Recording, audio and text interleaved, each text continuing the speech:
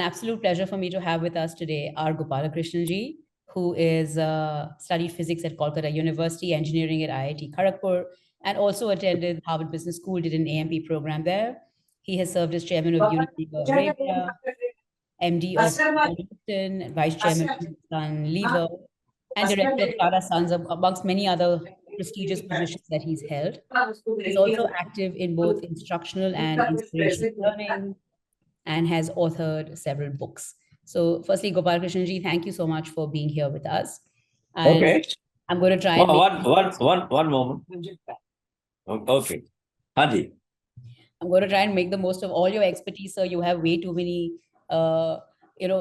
industry stints. Most people I've spoken to have one expertise. You seem to have several expertise. So I've tried to frame my interview and my questions in terms of all the varied experiences so that we can, in this short time,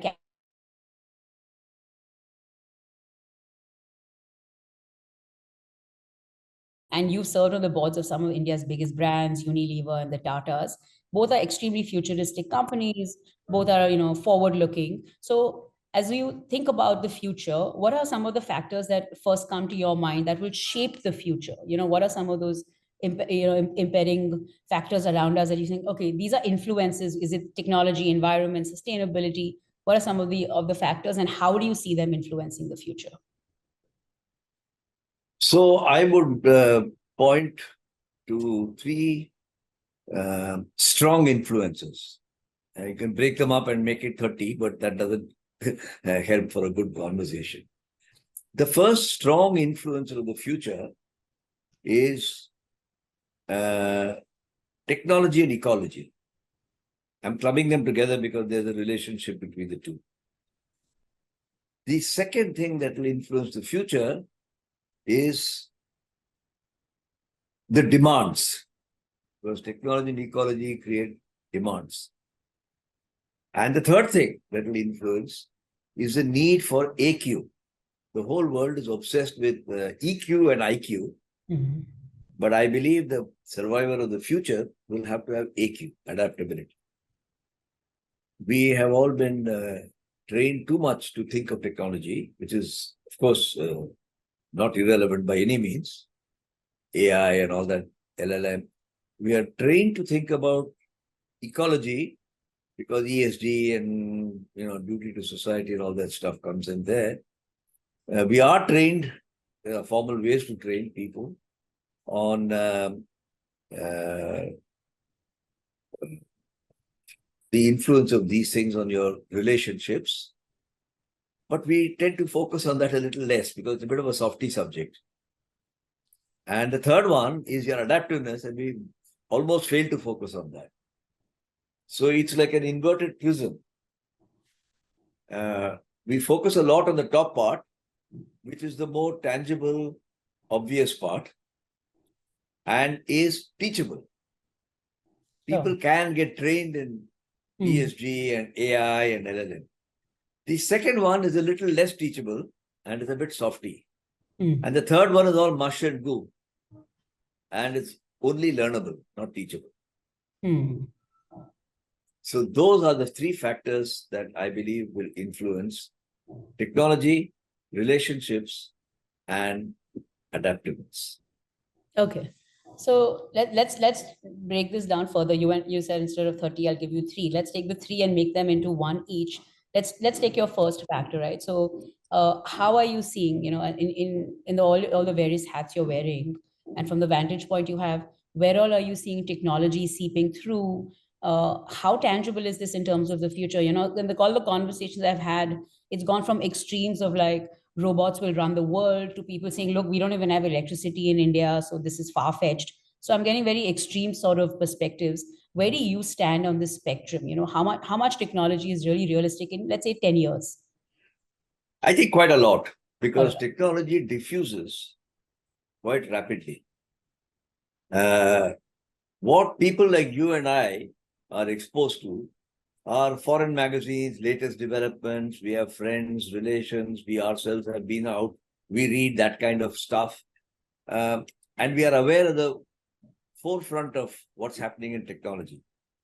And we ask ourselves, when will that ever come to India? But things do come And I call it diffusion because it comes in somewhat mysterious ways. I remember when internet was coming in the 90s.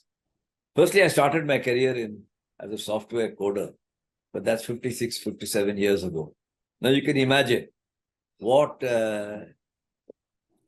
people wondered, what the hell do I do? Sitting in front of a machine and punching like a typist, as they would say, and some card would come out with holes in it. And then I stand in front of some machine which was whirring like a genie. Did it finally diffuse? Yes, it probably took 20 years more. We might have been 15, 20 years, depending on which analyst you talk to. But it did diffuse. And today it is sarva-vyapi. Mm. I mean, it's not possible. Even a person in a village will recognize a computer, even if he doesn't know how it works. Likewise with the internet. When it came in 1990, I was one of those who said, "Arey, ye Hindustan mein aane ko bahut samay baki hai." But here I am within my lifetime, and it has taken over the world and changed the world and changed the way we think. And the same thing is going to happen to AI. Technology has always been both a master and a slave simultaneously. If I take a appropriate but inelegant metaphor, technology is like a mistress. It can be wildly exciting, but it can be terribly frustrating because it can have positive or negative effects. And it depends on which end of the stick you get. So I think it won't take a very long time. And latest, even if it is a jugaad version, latest stuff will come very fast. Look what's happened to movie industry. And, in the old days, movies were made, Satyajit Ray, black and white, big reels. Sure. Photography is another example. It's all diffused. So it will diffuse very fast, perhaps 5 years, 10 years behind those who are leading it. But those who are leading it are at the cutting edge of the technology with a commercial purpose. And Apple wants to be $1 trillion company. Sure. Google wants to be a $500 billion company or $1 trillion. So they will find ways to get into India because the Samaj here is there available. Okay. So I don't think one should take any solace or comfort in thinking that thoda samay baki hai. Bahut kam waqt baki hai. That's the right approach to take. Okay. And so I better move, and that impacts the second and the third aspects of relationship and adaptiveness. Okay, so you think change is coming? You think technology is coming? It's going to percolate.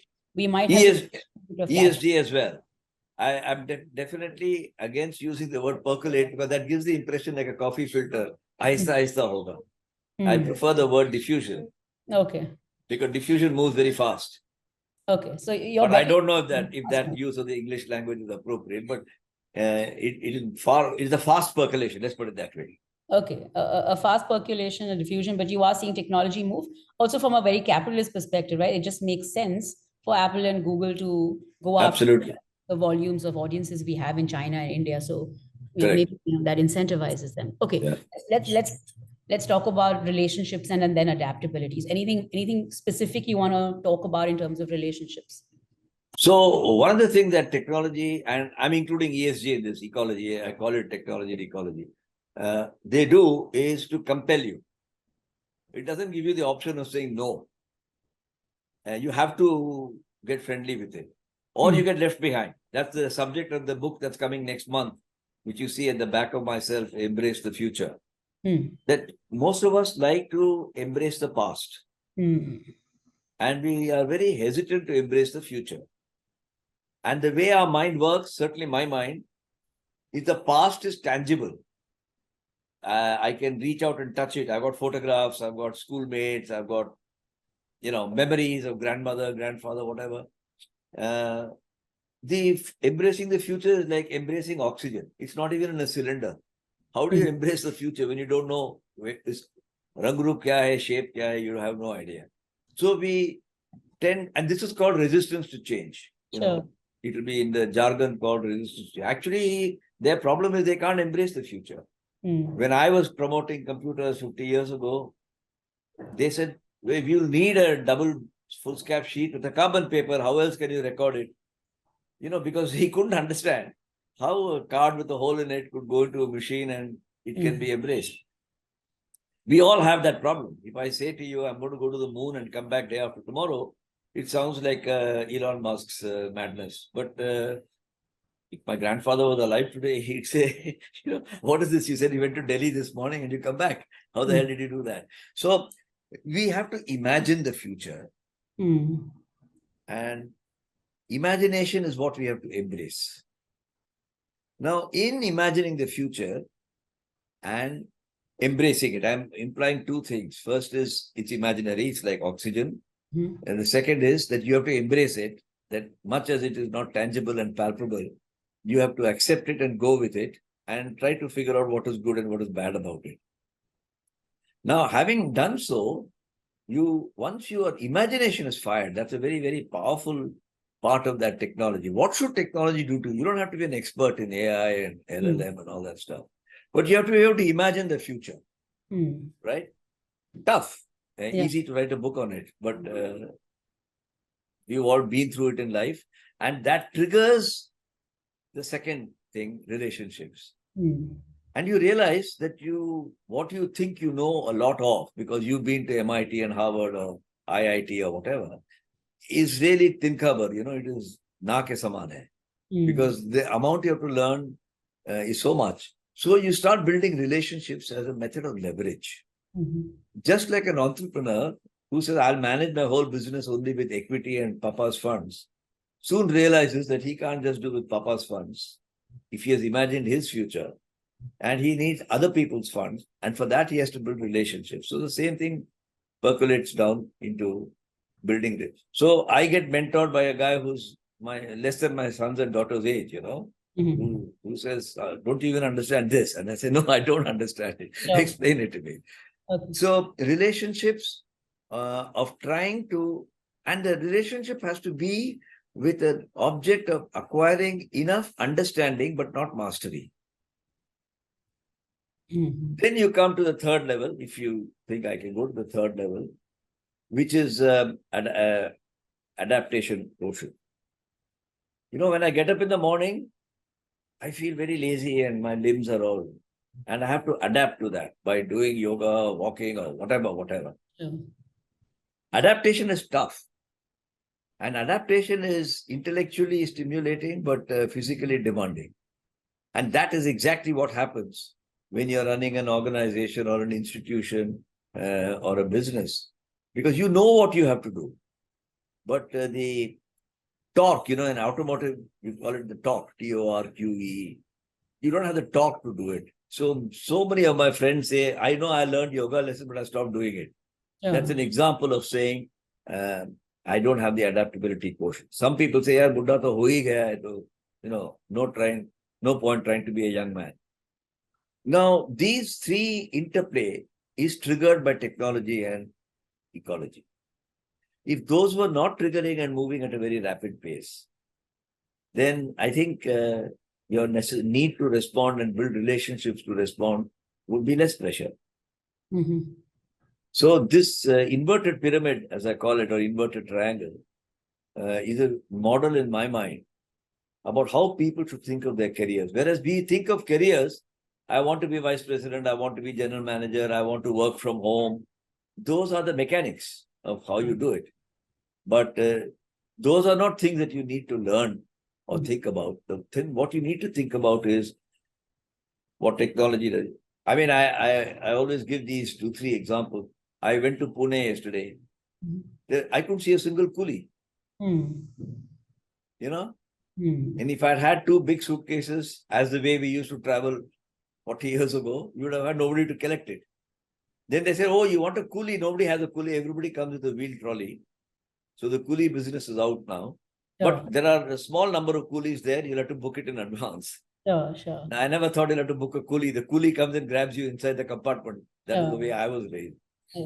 Same thing with whoever was manufacturing leather-handled horse whips until the automobile came. And so on and so forth. There are hundreds of examples. Whoever was making fountain pens could not see the ball pen coming and kicking him out. And if this model enables, at least has enabled me to try to imagine how I should be thinking of adapting in my career. Okay, terrific. That's a beautiful framework. I love your inverted pyramid. One leading to the other leading to the other, and then the rate of acceleration of the first tier being so rapid that it then compels you and sort of. It diffuses down. And if I may take an example, because this should not sound like another PowerPoint presentation, if I look at my own career and see how I have actually, these kinds of ideas have influenced me, although in a very sporadic way, there was no triangle in my head, I want to assure you. I was a very proud computer engineer. Now, a Sure. computer engineer of the 60s was already a dinosaur by the Sure. time 70s came, and I felt very exclusive, distinctive, and I looked down upon business people, commercial people. Hmm. I did computers for 4 years from 1967 to 71. And without the triangle appearing in my mind, the fact that I am too much ahead of time Hmm. started bothering me. Hmm. And it struck me that I might have to dilute the extent of my commitment if I don't want to spend my youth in frustration. Let's put it that way. Sure. Sure. And when the company offered me an opportunity to go into sales and marketing and branding, I said, yeah, the company is damn good. I'm going to leave where I have started. But perhaps I must catch this. It's like catching a bus, which is halfway through, thinking you can change the bus later, Baad mein dekhega, but you don't wait for the through bus. Hmm. But that got me hooked on when I was learning new things and building new relationships. And brand marketing was the big thing in the 60s, 70s, 80s. When you will not remember, but you would have read in Right. your MBA and so on. And marketing and advertising people were in great demand. So I got sucked into that. So let's stay on your marketing and branding experience there, because Unilever is like, the king of Yeah. brands and the king of marketing. So Yeah. let's pick on your expertise in that area, and Yeah. either use your framework or don't. But where are you seeing the evolution of consumer brands, and how is marketing going to evolve in your lens in the next 10 or 15 years? In this short to long term future. I think the fundamental pivot on which marketing stand has shifted. When I was younger, you had to get the big idea. You had to package the big idea in that cornflakes or soap or whatever it was. You had to deliver the big idea in a big way. And so you were taught branding techniques, advertising techniques, repeat communication techniques, so that it became one continuous hurricane as far as the consumer was concerned. Now, it's rare to get one big idea. You get a number of small ideas sequentially.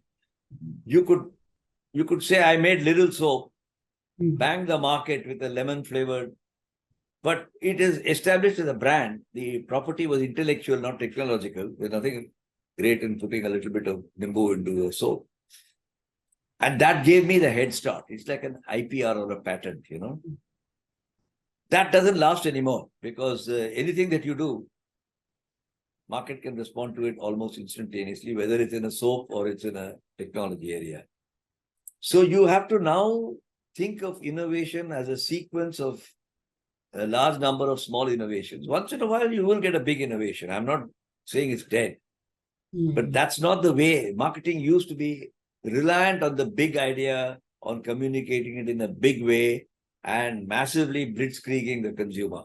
That has shifted now to say, how can I take a sequence of ideas, make each one hit the right pockets, and the pockets may differ from one to the other, and build my business. So it's like, instead of having a big blockbuster 50 years ago, now you have to take a large number of pieces of sand and build the same castle. Okay. Because earlier you could take that one big concept and then just blow it out of proportion, and everything hinged on that one concept. I remember. And you still have those happening, in the sense that you can argue Apple has done it and Google has done it, but everybody is not a Steve Jobs and everybody is not a So, I have youngsters who come to me saying, Uncle, tell me how I should plan my business or career or something. And then he may say with a bit of disdain, not in an arrogant way, oh, my grandfather was in timber business in Assam or Chhattisgarh or something. And somehow it looks like to him, not a great business. Yeah. And I say businesses are not great. It's the businessman who's great. If your grandfather hadn't gone into timber in Chhattisgarh or Assam, Be where you are today. you won't be where you are. Now, Yeah. what can you do further with that timber? Now, you may go into elegant furniture. You may go into designed wall cabinets. That's the right way to take your father's timber business. Unless the timber business is dead. I mean, if your dad started on jute or something and jute is dead, that's a different matter. Yeah. Okay. And so specifically in terms of like, consumer brands, where are you seeing these going? Are you going to see any changes in, how consumer brands are positioned, released, marketed, sold, point of sales? What are you seeing coming up? We obviously seen massive, the Kinara stores for all practical purposes have ceased to exist. They've diminished. There's very few of them around. Everyone's buying stuff on Instamart, etc. So this is a change we've already seen. But if you were to prophesize and say, look, this is 10 saal baad aisa dikhega, what is your best guess on, either the distribution of, like, what is going to change in the sector? As far as India is concerned, I'm sure your question is about India. Yes. In India, it's going to take a long time for electronic distribution and digital to displace physical shop buy. Okay.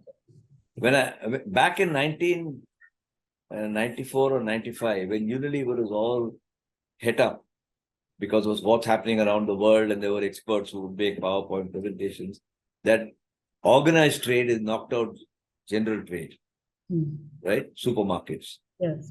And Europe and America were coping with the reality that, big Walmart's equivalent were hogging the show. And at that time, when they asked me about India, I said it'll take a lot of time because there are a lot of friction points in India. The road is not a highway. It is a kacha path. When I began my career, we thought there were 200,000 outlets in the universe. And today I read people who say, what do you mean 200,000? There are 20 million. Correct. Whatever the right numbers are, it doesn't matter. But more pieces of bhumi are being developed and more pieces of people are living on the bhumi, and there were people, they need a shop to buy from. Sure. And not everybody gets it on Amazon. Even today, I am told, even today in 2024, as we are speaking, modern trade is, my colleagues tell me, only 7, 8, 9% of their total sales. But if you go to a city like Cochin or Bombay, they'll say it will be 30% or 20%. But as you know, it will take a lot of time for Tinsukia to catch up with Bombay. And that's what I mean by diffusion and time, because it's concerning a very large number of people. And so I do believe that so far as India is concerned, you've got a long rope, and people who are strong in distribution, appointing distributors, managing distributors, getting shop faces, the way we used to when we were younger, they still have a life. So it's like saying petrol vehicles have a life, EVs are coming. Sure. But by the time all vehicles become EV, you've got a period of maybe 15, 20 years. But if you think in 2047, we will all be anybody sitting in an IC engine, you say, no, some old Khatara taxis may be there, but many people will be driving an EV. In the same way, I'm saying, if you ask me in 15 years' time, there will definitely be general trade. There will definitely be people going to a shop. There will definitely be Popatlal Uma Shankar sitting on his gaddi. Okay, and you're same for India. You're obviously, because India is, the disparity in India is just heartbreaking. Humongous. So same thing with your analogy of the EVs, right? You would suddenly see cities with electric vehicles, and you still see the Khatara cabs on the road. So let's shift to electric vehicles, since that also seems to be something that you have somewhat of an expertise in. Where are you seeing the future of mobility? In one of my interviews said, sure, electric vehicles will be there, but the charging stations are still using conventional, electricity to charge them. So is this even really sustainable mode of transportation? Because that hasn't evolved. So where do you stand on this debate, and what is your take on it? I'm not an expert, first of all, but from my experience and common sense, I have the following views.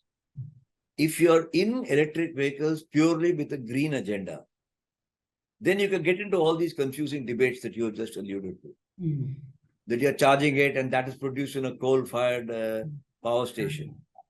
But consumers, you have to think of consumers as real human beings. They are not economists or HPS graduates. She says, "Mere aangan, mera ghar saaf hona chahiye."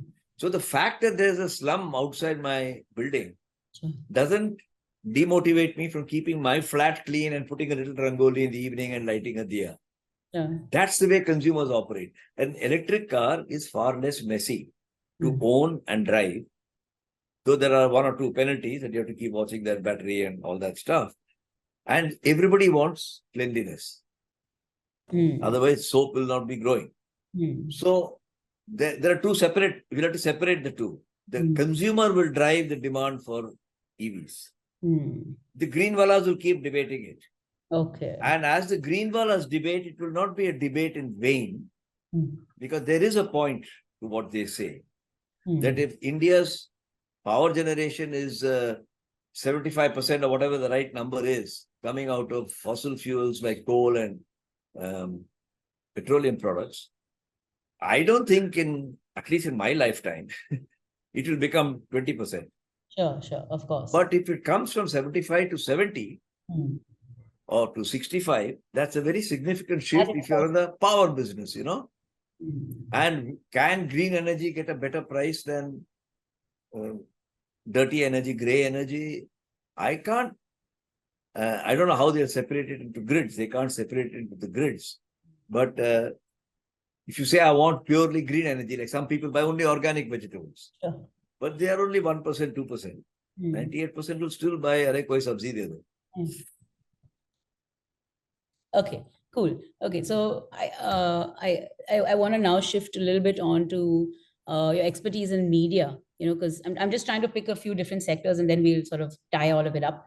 What is your take on, you know, future of journalism, media? How, you know, obviously we've seen it evolve. There's no newspapers coming to my house anymore. We used to get a stack all my life. Growing up, we'd have 12 newspapers coming. Our whole family would be reading them. We'd, you know, pass them around as we finished each one. You know, typical family structure. Now I consume all my news digitally, entirely digitally. It's all very curated, etc. Preferences set up the way I want them. This is today. Where do you think this is going to? You know, is this, and then there's all citizen journalism coming through with social media platforms. So, you know, what is your larger take on media and the way it's disseminated today? Media is going the same way as marketing. When I was young, certainly, you had one big fat paper. It was called Times of India or Hindu or Statesman or whatever it was. And everybody wanted that. And all the others were also rants. Likewise, you had in Hindi some paper or Tamil or whatever. And it was a part of social life. You sat with a newspaper in the morning. You needed the smell of the newsprint in your nostrils for your day to start with a cup of tea or coffee. That's all changed, as you have so elegantly described already, which I know, therefore, don't need to go in. So what has happened? Instead of having one big fat shower of news in the morning, people have multiple mini showers through the day. Okay? And मैंने सुबह नहा लिया and सारा दिन निकल जाएगा कल तक is not a valid thing anymore.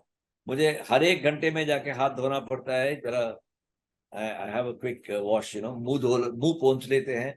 Imagine you're living in a very sweaty place, very hot place.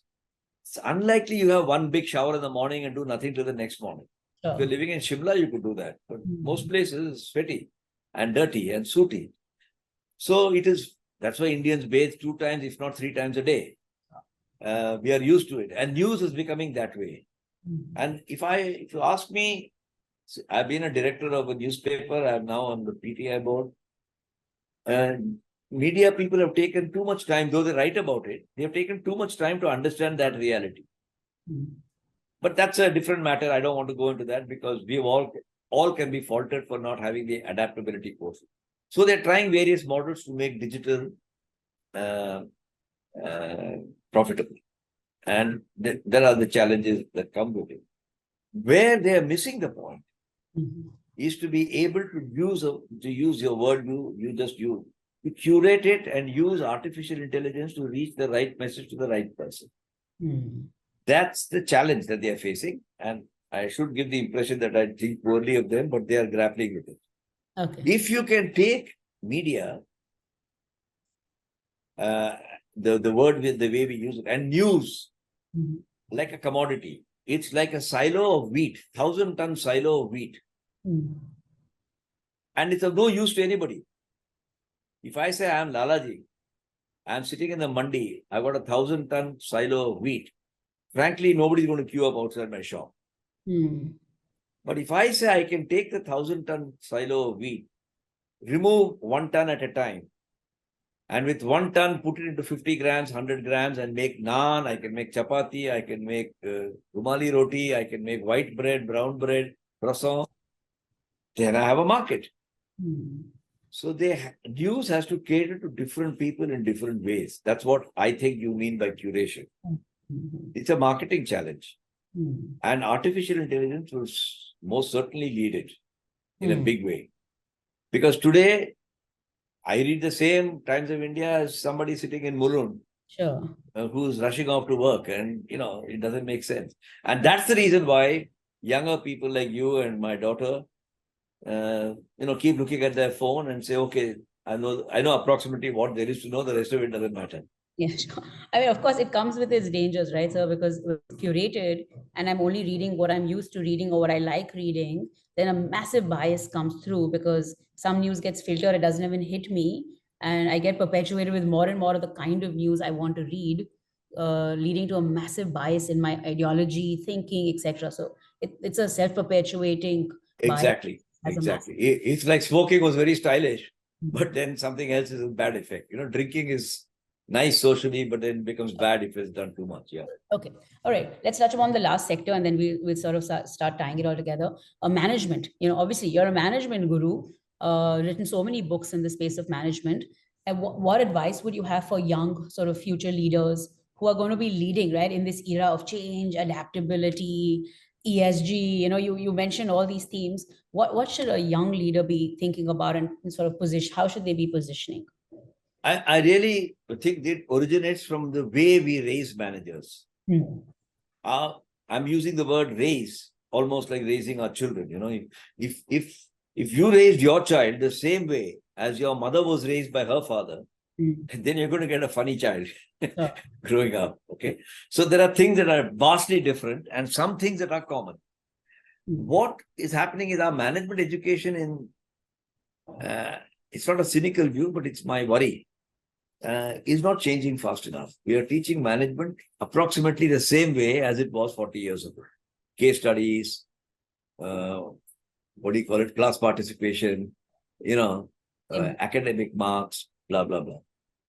And professors are also related or rated by the academic papers they write. My definition of academic is intellectually stimulating but practically useless. But practitioners think poorly of academics and conversely. But ultimately, it's like a scientist whose invention, if it's never commercialized, you need the Lalaji to commercialize it. There's no point having the white-coated guy only to generate. So, what managers learn in their career by themselves after they come out of the hallowed precincts of the B school is, real life is quite different from those case studies. You participate in case studies and rubbish Jack Welch and Jeff Immelt in the case study, but you come out and find you're the new Jack Welch or the new Jeff Immelt situation. And managers realize something in a very big way. And I've covered that in one of the books I wrote. They realize that relationships matter more than knowledge. Whereas their whole training, right from kindergarten, right through to B school, has been knowledge matters more than relationships. Sure. Once it is discovered by that person, he or she adapts. They say, बड़ा बुद्धिमान है, लेकिन किसी के साथ उसका पटता नहीं है. It's not at all an uncommon observation. And then people, of course, adapt. Human connect element is a big one. Yeah.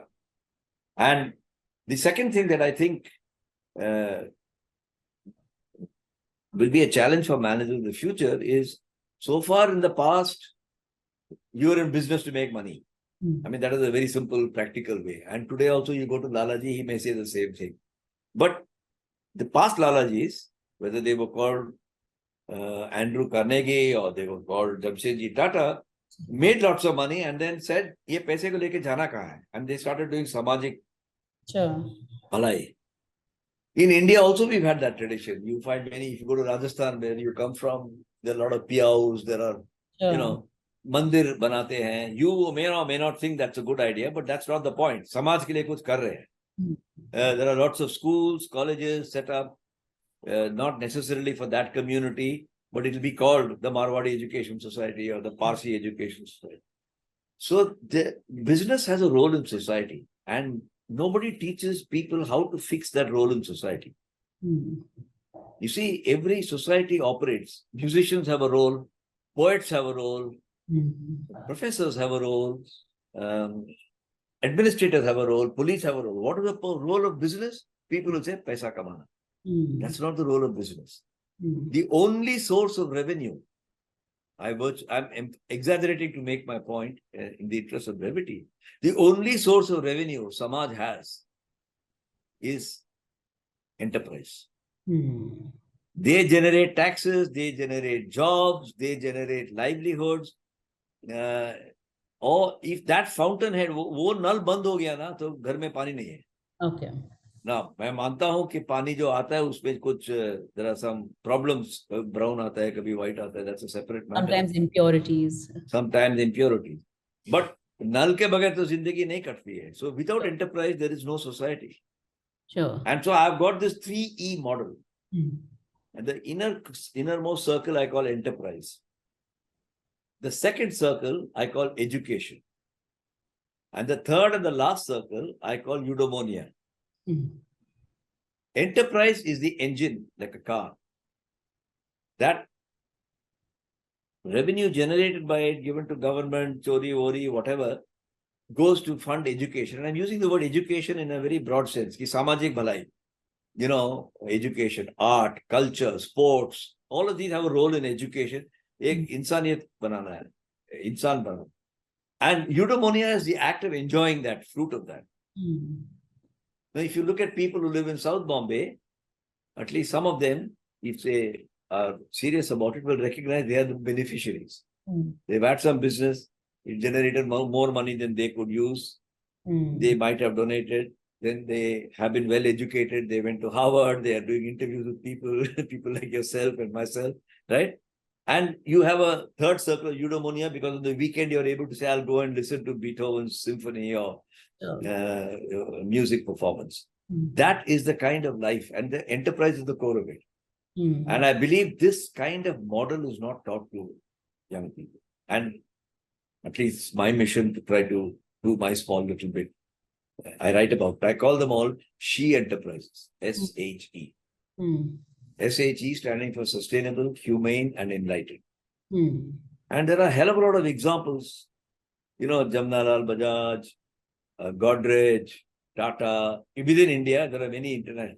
And there were faults with all of those people. It's not that they are perfect human beings. No human being is perfect. But the samajik impact they have had. And I don't exclude from these small people. Huh? You don't have to be a well-known person. Sure. I know people, I've just written last week a column in the Business Standard, who have opened up Nepal. Sure. And he's you may call him dismissively a truck operator. But by God, opening up Nepal, opening up Assam is a samajik bhalai. And so that's the way management is going to go. You're saying management education should shift towards putting the responsibility of society on new age managers. Exactly. And letting them, forcing them to look at them as you know, sort of. They will discover that anyway when they get to the career, but you can advance it a bit. Okay. And make people sensitive to the larger responsibility of management. Okay. And so as we start winding down, you know, you've spoken about all these different industries. You know, we went from media, business and management, education, consumer brands. What is the role of governance in all of this? You know, you started by saying technology is coming, it's coming rapidly, it's going to diffuse and it's going to change industries. Things are going to change. where does governance and policy making come in? And what would you advocate that the government do to sort of balance the forces of the future? Actually, I don't think it's the role of government to balance it. It's the role of individual entrepreneurs to do, which is the essence of what I've written in this book of mine over here, which has just come out inside the boardroom. I have spent 37 years in boardrooms, 25 different companies, different countries. And I made the observation, which let me use a metaphor again to explain the point. A car must have a first-class engine. The engine being first class or second class can be determined by some technical parameter. Yeah. Consumes less fuel, speed very fast, etc. But an engine by itself is quite useless. You need a transmission system, a gearbox, a steering wheel, and brakes. Sure. So entrepreneurship is the engine. Governance is the transmission system. We are going through a phase when the engine is running for its own sake. I've become the richest man. I've hit Hurun's list. I'm Forbes' list. But that's the engine which is out of control. And if you don't have governance, what does governance mean? It takes the available energy generated by a first-class engine and channels it efficiently to the 4 wheels of the car or the 6 wheels of the truck or whatever. And that's the role of governance. When a company does brilliantly well, people credit the CEO and the entrepreneur. Say, oh, Adani is a fantastic guy. I'm sure he's fantastic. But if the Baiju, as an example, but he must be fantastic. But without the gearbox, his energy is dissipated. And so I have written this book, not just for large companies like Tata and Levers. And I'm using the opportunity of the book and its spread to explain that it applies even to family managed businesses. Where people have a great frustration कि दादाजी छोड़ते नहीं है मुझे ये नहीं करना है वो करना है etc. Dadaji has earned money the tough way, and Dadajis are supposed to be old-fashioned. You can't expect them to wear jeans and go dancing to the bar. You're saying it's not the role of governance and policy makers; it is the role of the individual entrepreneur to sort of welcome governance, because without that, his entrepreneurship will go astray. Okay. All right. Okay. That's our last question as we close this. In terms of specifically skilling, what sort of skills would you recommend that young people imbibe as they move towards the future? And if you had to go back to college, what would you study? What should people be studying in terms of their degrees and their formal education? Okay, I got a very personal view on it. Please, I want personal. Perfect. We are so obsessed as a society, parental pressure, children to get marks. If I tell my children I got 60% in my higher secondary, they think, oh my God, you must have been a real dud, because anything less than 99 is considered to be a dud. Absolutely. Of course, grading systems have changed in the last so many years.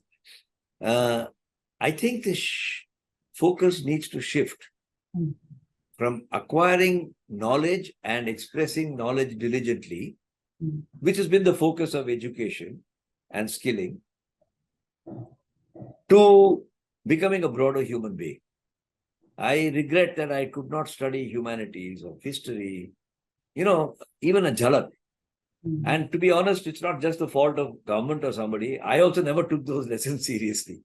If somebody said, come and attend a history class or a management class, it looked very flaky to me. Because you were born in that era, right? That was the society. Sorry? That was society around you. Whatever it is, that is the reality. Because you're asking about skilling for the future. And what I would like to see, and I think people have made attempts. The IB, I'm told, is an attempt to broaden people's horizons. Then there are schools like Rishi Valley or something. I'm told they try to do it differently. But we need to create humane managers. We are very focused on efficient managers, but not effective managers. The curriculum and the education and the upbringing and societal knowledge, nothing to do with government, by the way. Government can provide an environment for it. But we are producing sharp, efficient, and ruthless managers. what we need to produce are sustainable, humane, and enlightened men, which automatically suggests, without my even enumerating it, a shift in emphasis from STEM to STEAM, learn science, technology, engineering, but also learn arts and culture and knowledge. Okay, so you're sounding like you're saying an expanded curriculum, where it includes not just the sciences but also the humanities, some sort of. It's very tough. It's easy for me to say this in an interview. If you told me tomorrow you're the education minister, what would we do? I'll flounder. But because the pressure is so much on the young person to quickly get out, get a job, get the measures of success and so on. But the person of the future must understand that he has to develop the soft part of his brain and not only the analytical part of his brain, which is a tall order. People are trying it, and I think they should be much better. For example, one of the things which I wish I had the guidance when I was younger, go back to our own ancient philosophies, which are very abstruse if you try to read it in Sanskrit. But Swami Vivekananda went to Boston and New York and Chicago back in 1890. And I've taken out 4 lessons. None of them is, but I've experienced those lessons, but it's come out from Swami Vivekananda, who quoted the Vedanta, which we should teach to managers. One is self-awareness. The second is self-awareness. The second is, this is what Swami Vivekananda told business community in America in 1890s. Huh? And the second thing he said is, protect your resources. You have been endowed with some resources, hawa, air, water, people, facilities, protect them. So ESG ki baat already. Third, he said, serve others before you serve yourself. Serve yourself by all means, but serve others first. Hum log kehte na Atiti Devo Bhava and all that jazz, but it's only words. And the last thing he said is, take decisions ruthlessly, don't mess around, but implement them with compassion.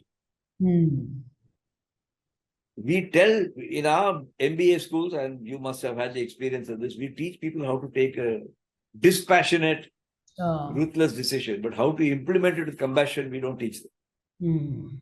So even Vedanta is a very important part of the A part of the STEAM, Okay, so you're saying a shift towards STEAM with a focus on the arts and humanities. But so I think honestly, if this is the conversation that might happen at the boardroom level, it will diffuse down, using your word, it might diffuse down to the bottom. It will. And I've been very fortunate to work in 2 companies where it has diffused. Okay. I mean, I don't want to go around saying Tatas and Levers are shining examples of it, because people think he's bragging. I'm not bragging. At my age, I don't need to brag anymore. But they're 2 wonderful companies where, in fact, the service with these 2 companies had taught me these lessons. Okay. So I'm not giving some last HBR MIT Sloan review. I'm giving you real experience. The real India, I mean, an education is ultimately a means to an end, right? You're going to study what the company will value. If the company start valuing an education in the arts, then people will shift to that. It's as simple as that. So, when I joined, when I started my career, I thought acquiring more and more knowledge is important. But one of the things, thanks to the fantastic training in both these companies, and I spent a long time, so I was enough time to train me, 30 years in one and 18 years in the other. So 48 years and done and dusted. But those have taught me all of this. And not only have they taught me this, they taught me how to implement it. So if anybody thinks this is all theoretical, some professorial stuff, that's bullshit. I can talk for hours. In fact, my next book, my book number 20 is exactly on this subject. But anyway, that's a separate. Okay, great. So thank you so much for doing this. Absolute pleasure. I feel like I've just had the most amazing lesson in forward thinking, but imbibing lessons from the past. I think that was really the cornerstone of this conversation. The future is already written. It seems like this conversation already happened 100 years ago, and people are just now going back and drawing from past experience, and hopefully will implement it in the future. Thank you so much for making this concise and very, very terrific. Thank you so much. Okay, Vibha, I wish you all the best. Good luck. Thank you.